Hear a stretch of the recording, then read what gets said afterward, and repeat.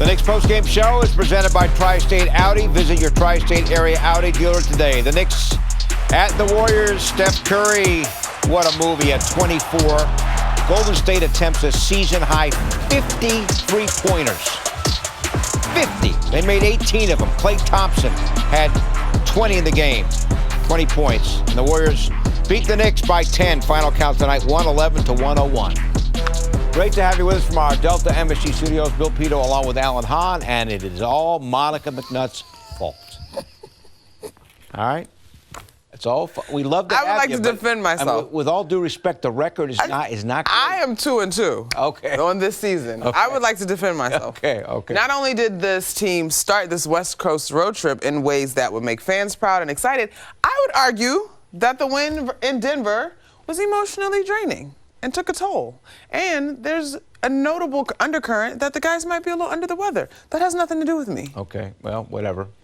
Alan, they got within 8 with 5 minutes to go, 6 minutes to go. They just didn't have the push tonight. Didn't shoot well enough, didn't have the push. They looked like they were, I mean, again, there is an illness going through the team, not to make excuses, but that has been the word around this group. That would be the only thing you can use to explain why they looked so lethargic just from the start of this game. Really didn't have legs. No one really had it going. And the Warriors looked like they should have won this game in a blowout. They should have run away with it. They were up by 22 at one point. If I'm Steve Kerr, I'm like, you got the win. But, this is a Warriors team that a lot of people are wondering what's wrong with them. They didn't solve anything in this game. They just played a Knicks team that looked like they had nothing in the tank. And they're not a good three-point shooting team. So when you're not a good three-point shooting team, that can't bail you out when you don't have that weapon. Splash Brothers had 9 threes made, just the two of them. And the Knicks had 9 threes made total as a team. But not such a big issue, except they took 34 of them. So they went 9 for 34 from 3. Yeah, but they were 0 for 10 to start the game. Right. So 9 for 24 after that isn't really, that's not great either. But still, the 3-ball was a big story early in this game. But for the Knicks, this just looked like a lethargic team.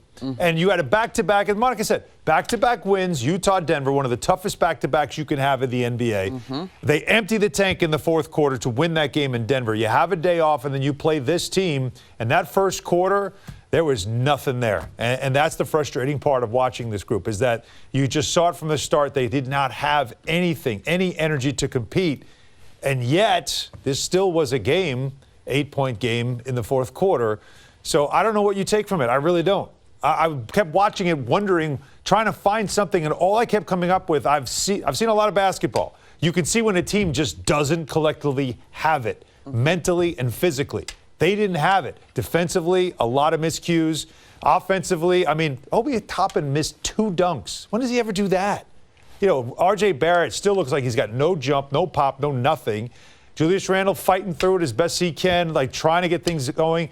You just saw, different players that tried to get going and just couldn't.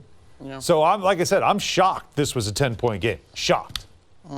Monica, in the first half, the three-point shooting was really key, specifically the first quarter. Knicks, as Alan mentioned, they went 0 for 10 from 3 in the first quarter, while the Warriors went 7 of 13. Knicks got down 17 in the first quarter. They got down 22 in the first half and really never recovered. Yeah, it just sort of was a snowball effect. I think the last time I was up here with Wally, he used the term snow day in terms of not really being able to show up. I don't know if I'd call this a snow day. It's not a snow day. I'm leaning more toward a sick day. Yeah, there you go.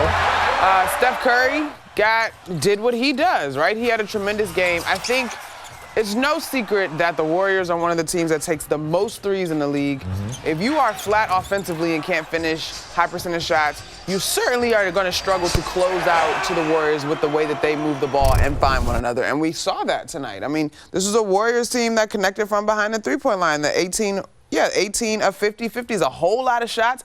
But when you're confident and, quite honestly, there's not a ton of resistance on the other side, that gives guys an even brighter green light than they might already have. I'm going to go ahead and let this thing fly because there's nothing that this other team can do about it. Uncontested threes. A whole lot of them. And a lot of it was losing people or not getting back or not matching up. How many times did we see just how is he wide open? And, of course, it's Steph Curry. The one guy that should never be wide open was wide open. So there was a lot of mental breakdowns.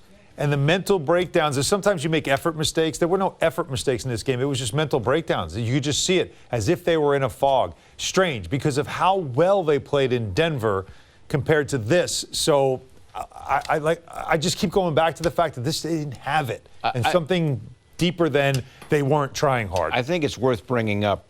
The Knicks came into this game 28th in the league in three-point percentage at 32%. We mentioned they only go 8 of 34. And then 9 of 34 here in back-to-back games. And the question becomes, in this league, you got to do better from the perimeter. You can't compete most nights when you're not a team that can make threes. Yeah. Like, you don't have to take a ton of threes if you shoot a high percentage from downtown. Like, you use it if pick your spots. Yeah, efficiently. But they aren't a good three-point shooting team. They have one guy on the team that is a good three-point shooter. It's Evan Fournier. He's out of the rotation right now for other reasons. But no one else on this team you would say, oh, he's a good three-point shooter. No one. You know, Obi Toppin has started the season off well, but they just don't have. In today's game, is that not critical? It's hugely important. It's especially in a game like this where all it took was a little pocket, a barrage of a couple of threes, which actually they did. They had, I think it was 3 possessions where they hit a couple of threes, and suddenly what looked like a blowout was suddenly becoming a game again. But they just aren't a team that can do that. And they're not made up that way, and that's why there's, you look at the roster and there's not a complete roster. There's decisions that still have to be made going forward about things that you need, but they don't possess great three-point shooting. And so on a night like this where the other team is knocking threes down early, it could be over quick. But somehow, some way, this game was still somewhat competitive despite the fact that when you started off this game, it felt like this was going to be an ugly finish. I hear you on three-point shooting, and that is certainly a point of concern moving forward. But even beyond that, you find the streaks, you get it to 11, you get it to 10, you get it to 8.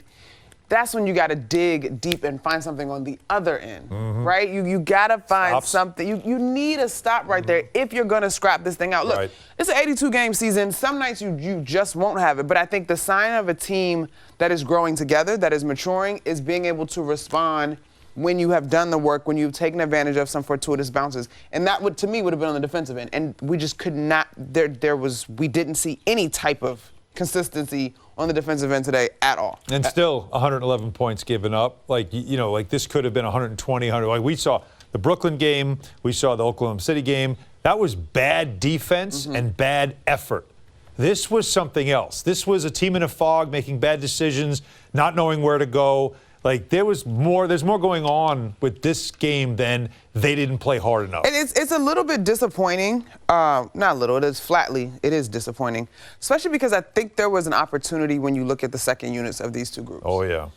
The Knicks' second unit, particularly in the last 2 games, seemed to be finding a rhythm. Anybody that's watched NBA basketball at all knows the Warriors aren't defending and they got nothing from their second unit consistently outside of Jordan Poole. They gave up over 118 points a game, second worst defense in the whole league. So there was a real opportunity there. We talk about growing, establishing your identity.